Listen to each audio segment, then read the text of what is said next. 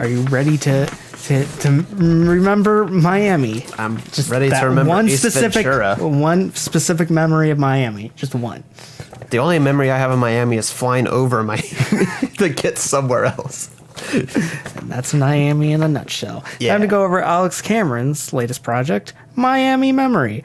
Alex Cameron is an Australian singer-songwriter who has this weird-ass character that incorporates this fallen entertainer persona, someone who's just down on their luck, but someone who is also very toxic masculinity-wise, toxic with their masculinity. I don't know, I said that in weird ways, but he's on his last project, Force Witness, which kind of was his big debut for a lot of people finally getting into Alex Cameron. It incorporated a lot of his humorous has-been character traits with depth-filled scenarios, all performed to the cheesy 70s and 80s pop production. There's some terrific tracks like Stranger's Kiss, which is a duet with Angel Olsen, where it's essentially Angel Olsen and Alex Cameron struggling with a relationship, but in the end, Angel Olsen is just essentially telling Alex Cameron that he just has to deal with the pain and there's nothing else he can do. You have moments like True Lies where Alex Cameron is cheating on his girl by talking to someone romantically in a chat room, and he doesn't care who it is. He even acknowledges the fact that it might be some just Nigerian dude on the end, but he sends them nice poetry and they have beautiful eyes. Also Stud Muffin 96, where this essentially teenager is kind of only latching on to Alex Cameron for like money and essentially just property, but Alex Cameron actually believes in the relationship, even though it's kind of one-sided, and is waiting for them to become of age so they can actually date. It's a really interesting concept. There's a lot of ideas of toxic masculinity that are spread out through, and I think it actually works. I think the biggest fault of that album is that the production didn't land out. I think it was very repetitive production-wise, and there was a lot of the same saxophone performance throughout that kind of got really bugging. But I do like the cheesiness of it. It fits this has-been character. It makes sense, but I think it just kind of became one-note production and didn't back them. On this, I think it's a little bit better. It's also a little bit more basicer, which I think it actually helps this kind of has-been persona as well. This new album is essentially more about Alex and his relationship with his 3-year relationship with his girlfriend.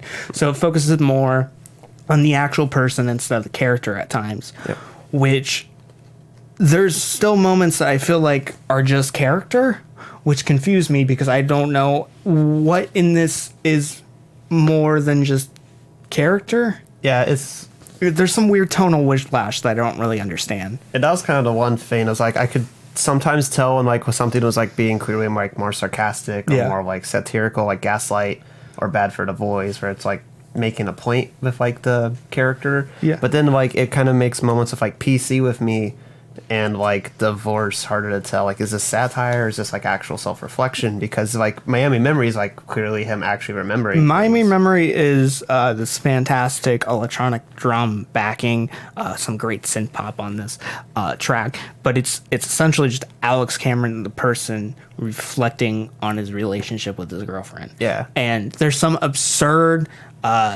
things to it, like his girlfriend wears a bald cat and is dancing, and also who can forget the line, eating your ass like an oyster, the way you came like a tsunami. Like, great that's line.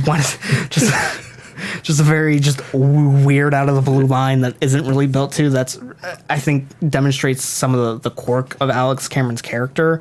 Yeah. But I feel like I like the track. I wish that it and some of the themes on this album and some of the recurring nature weren't on this record, because I feel like they feel better as one-offs or even like things he could perform during live sets than more like things that relate to this album. Because this album really, in its whole, it's about love, but it's also, it's not, it kind of phases between reality and narrative. It's about love, but it's like almost a satirical like focus where like each one's kind of like focusing on the like different aspects of it. And like Stepdad is like this weird like take on like paternal love, even if you're not technically the parent. Yeah, it does. So on Stepdad, Alex Cameron is kind of this this kind of, how would you call it, grody stepdad. Yeah. That's finally had it with his had an outing with his mother, with the stepmom, and they're getting splitting up, and he's explaining to his stepdaughter how he's leaving, but it doesn't really make any sense. Yeah. Like they're fighting, like I understand what's happening, he's leaving, but it doesn't, like the conversation they're having doesn't really have a purpose, and it's just more of like he's telling her to respect her mother, but she's like, there's no other purpose of the conversation than that, and that's only like a one line insert that they had. Like the rest of the conversation seems pretty pointless to me. Yeah. It's more, I mean, there's like talk of like, don't forget the advice I've told you, and like, even if people are like kind of like shitting on me as a human being, like just remembering, no, I'm still your stepdad, and yeah, but it's kind of the sense like I'm leaving you, but I still care, and I have a hard time finding the point. Yeah. Beyond that, like there doesn't seem a purpose, because a lot of these other tracks they do have a point beyond that. Like even Miami Memory, it's this nice nostalgia for their relationship, and he's able to find comfort in this one, like in the relationship in form of it's just this ongoing memory, which is interesting. But for some of these tracks actually have some like really great ideas behind them. Far From Born Again, which is essentially about this porn star who at the end of the day doesn't have to put up with anyone's shit because she's allowed to do whatever she wants, and she's making a living how she's making a living, and it doesn't matter. It's none of your goddamn business what she does to pay. And it's like, it's a great simple idea. There isn't anything past that. Gaslight is another great simple idea, how essentially Alex Cameron is gaslighting his partner, and it's terrible. But it's really interesting into how some abusive relationships work with another partner gaslighting the other one. And because of the like throwback sounds he has, it kind of like throws some old school like romance songs, and like, oh yeah, it's all bullshit. It's bullshit. It's kind of fucked up, actually. He's constantly telling her, I'll just go over some of the lines. I know you like your mama does. You need help like a baby does, and all these so-called friends are lying where they tell you your life's changed for the better. Hear me out. I'm a nice guy. In the night, use my gaslight. Yeah. He's just constantly leading her the wrong way. The gaslight actually becomes a physical gaslight, which is kind of interesting, instead of just a metaphorical gaslight, which is kind of cool. Bad for the Boys is a nice look into to a bunch of people who suffer with toxic masculinity and the faults of each. And Alex Cameron showing sympathy for her, but then realizing the sympathy is not deserved and taking it back. She's like, I never thought I'd feel bad for the boys. They get the end. It's like, oh, I guess I don't feel bad for the boys. Yeah, we got poor Jack. That was a slack. He took his bat and hit his girl bat. So, like, these are just some fucked up people. And he's finally, I think it's kind of, it's a display of toxic masculinity and how they may do things that are wrong, and you could still have, like, sympathy for a person. But at the end of the day, they're still fuck ups. Like, you don't need to feel sympathy for them, even though they're hitting hard times. Yeah. Yeah. I think PC with me is actually it's shitty, but I like it because I think it's the Republican woman's anthem. Yeah.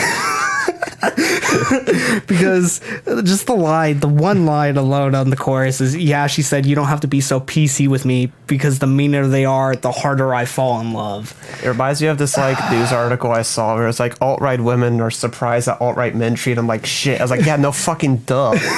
Of course they're gonna treat you like crap. They treat everyone like crap. Yeah, but like those are the highs. But like for remainder moments, like End is Nigh, Divorce, Other Ladies, Too Far, it's hard to kind of get the point. We'll get some interesting character work. I mean, like, you kind of get, I get a little bit of the point of Divorce where it's like, it's presented as like super victorious, like I'm out of here, but then it's like pointing out like everything he has going forward from this is really shitty. Like talking about like, I have that motherfucking futon. Yeah. But like End is Nigh has some good character work where he's stumbling around drunk as I think one of his exes appears to stay for the weekend, and this one guy calls him out on cheating with his girlfriend, but he says it can't be me because I can't get it up. Yeah. And also him saying, how can I be drunk? Or how can I be hungover if I'm still fucking drunk? Yeah. I like the reference to Tim Allen on Other Ladies because I think Tim Allen is this person associated with this type of character that I like. Yeah. I think it's just it's very fitting that there's a name drop on the track Other Ladies. On Too Far, I understand it's supposed to be this like coming together moment. Alex Cameron's worried about his girlfriend cheating on him, and I'm just still kind of confused on the segment because it's like there's this third person, and he's worried that this third person is gonna essentially just take his girlfriend away. Yeah, it's like an ex that like he's worried is like still involved, but kind of ends with this like declaration that like it doesn't really matter to him what was in the past anymore, just so long as like he's just going to cherish the amount of time that he gets with her. Yeah, but the problem I have with it is it's missing like a third act. Yeah. We get the declaration, which is like a nice closing moment. Missing like the second act. Like we have the setup and then we have the end. Like it doesn't matter what happened. Like there's no like explanation of like how they went from like his constant worrying to like everything's going to be okay. Yeah. It's just kind of like the first act, we're missing like 2 reels of film, and then the third act. Because the way the declaration reads or like sounds to me is it comes off as he's just okay with his girlfriend being fucked by her ex. I know that's not what he's implying, but like, yeah, because there's no second act, we don't know what the fuck happened. All we have is like, is she gonna fuck her ex? And it's like, yeah, I'm okay. Whatever you do, it's like, oh, okay. I don't, but like I don't think that's a problem if that's what he means. Yeah. But also, I know that's not what he means. Yeah, it's missing. It's a song that just is missing something, which is weird because it's like one of the longer tracks on this album. Yeah, I think the biggest problem is I'm getting tonal whiplash between reality and fiction and parody. Yeah. And what should be like dramatic stakes. Yeah, there's like really good moments on here. Like even technically all the moments are like pretty good. It's just that they feel like they're from 2 different projects. Yeah. Sometimes. It's when I'm listening to this, it's just like, again, that tonal whiplash, that is the biggest factor. Yeah. I think this one is way more productionally sound. I think it actually gets into different territories of electropop and synth pop, electropop, but also some like very nostalgic 70s pop, which is really interesting. And I think the cheese factor running through these instrumentations at times is really good. Yeah. And it fits that background, that like cloudy nostalgic background. But I think the biggest problem is just the writing, because when something's good, it hits it on the head perfectly. Yeah. But when it doesn't, it misses the nail by like a mile.